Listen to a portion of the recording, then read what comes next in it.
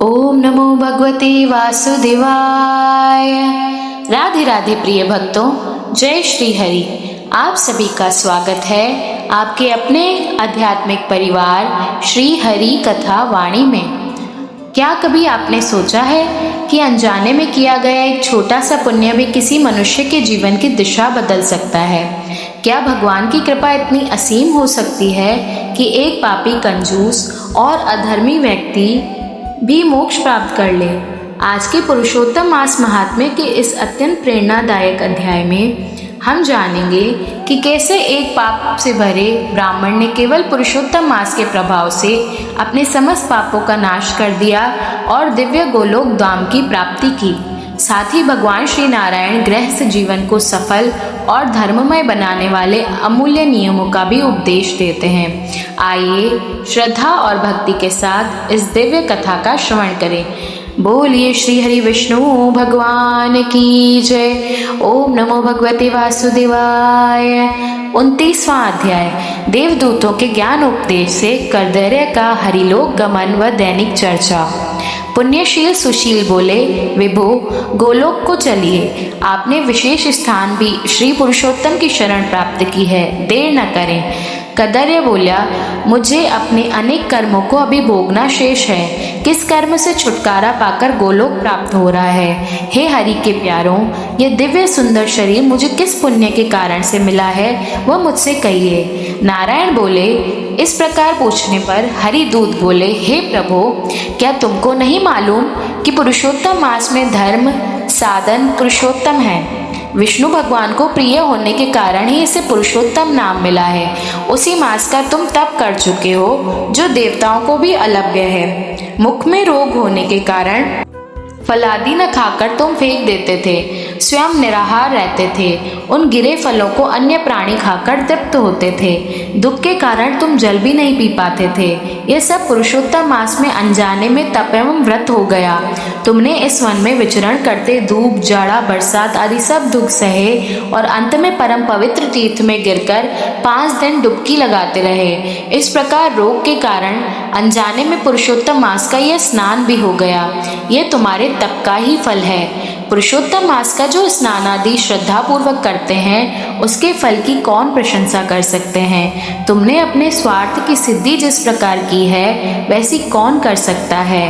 पुरुषोत्तम भगवान के प्रसन्न करने का इसके समान कोई और साधन नहीं है। श्री नारायण बोले, उन दूतों से अपने पुण्य की प्रशंसा सुनकर वह प्रसन्न हुआ और उसने उस स्थान के देवता और कालंजर पर्वत एवं पेड़ों को प्रणाम किया। विमान की परिक्रमा करके वह विमान पर बैठ गया। देवता फूलों की वर्षा, किन्नर, गंधर्व स्तुति वाद्य आदि बजा रहे थे। वह विमान में बैठकर गोलोक में चला गया, जिसमें जाकर फिर लौटना नहीं है। 2 भुजा वाले श्री कृष्ण के दर्शन कर आनंद से गो सेवित उस लोक में रहने लगा। श्री नारायण बोले, देवता इस मास में इस चमत्कार को देखकर प्रशंसा करते अपने अपने लोक को चले गए। नारद जी बोले, हे ऋषियों में श्रेष्ठ, आपने दिन के प्रथम भाग के कर्म कहे, अब दूसरे भाग के कर्म कहें। नारायण बोले, प्रातः कर्म करने के पश्चात मध्याह्न संध्या करें, तिल से तर्पण करें, पंच यज्ञ करें, भूत बलि, कौवे, कुत्ता आदि को दें। द्वार पर आकर गो दोहन काल तक अतिथि को देखें, मिलने पर अन्न जल से उसका सत्कार करें। ब्रह्मचारी, सन्यासी और भिखारी को यथाशक्ति अन्न दान करें। उसके बाद पूर्वाभिमुख होकर शुद्ध वस्त्र धारण कर शुद्ध स्थान में स्वस्थ होकर प्रसन्न चित्त से भगवान को प्रसाद भोजन करें। भोजन एक पात्र में 2 जने न करें। जो केवल अपने लिए ही रखे, जो कांसे के पात्र में रखकर खाता है, उसकी आयु, बुद्धि, यश और बाल बढ़ते हैं। भोजन से पूर्व 5 ग्रास गौ, कुत्ता, कौवा, अभ्यागत, पिपलिका आदि को देवें। पहले मीठा, नमकीन एवं खट्टा, बीच में कड़वा, गर्म, अंत में भोजन करें। अथवा पतला पदार्थ पहले, कठिन वस्तु बीच में, अंत में पतला पदार्थ खाएं। सन्यासी को 8 ग्रास, वानप्रस्थ को 16, गृहस्थ को 32 एवं ब्रह्मचारी को यथारुचि भक्ष्य भोज्यादि न खावें। भोजन करने के बाद जल दान कर पितृगणों को तृप्त करें। कुल्ला करके हाथ शुद्ध करें। पेट पर हाथ फेरकर आहार के पाचन के लिए अगस्त, कुंभकर्ण, शनि, बड़वाग्नि और भीमसेन का स्मरण करें। फिर भगवान कृष्ण को प्रसन्नतापूर्वक स्मरण करें। मुख शुद्धि के लिए पान खाएं। इस प्रकार इस कार्य के बाद श्रेष्ठ शास्त्रों का अध्ययन करें। आजीविका न होने पर भी 2 घड़ी तो स्वस्थ मन होकर अध्यात्म विद्या का श्रवण ध्यान करें। उसके बाद भगवान का ध्यान कर अपने कारोबार व्यापार में लगें। जब सूर्य अस्त होने वाला हो तब घर में आकर या तीर्थ में संध्या वंदन करें। संध्या समय टल जाने पर अर्धरात्रि तक अवश्य संध्या करें। जो नियम से संध्या करता है वह तेजस्वी होता है। संध्या के बाद तारे निकलने तक गायत्री मंत्र का पाठ कर सूर्य और दिशाओं के देवताओं को नमस्कार करें। फिर नौकरों या घर के अन्य सदस्यों सहित थोड़ा भोजन कर शयन करें। अपने घर में पूर्व, श्वशुर के घर दक्षिण दिशा में और परदेश में पश्चिम की ओर सिर करके सोएं।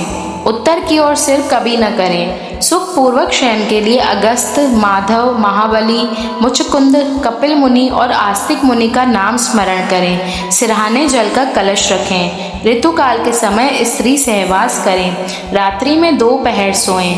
बाद में उठकर वेदाध्ययन करें। इस प्रकार दैनिक कर्तव्य करने वाला सुख को प्राप्त होता है। श्री नारायण जी बोले, यह गृहस्थ आश्रम के सुंदर कर्तव्य कर्म वेद के समान है। संसार की भलाई के लिए ही मैंने ये वचन कहे हैं। श्री वृहद नारदीय पुरुषोत्तम मास महात्म्य 29वां अध्याय समाप्त। बोलिए श्री हरि विष्णु भगवान की जय। ओम नमो भगवते वासुदेवाय।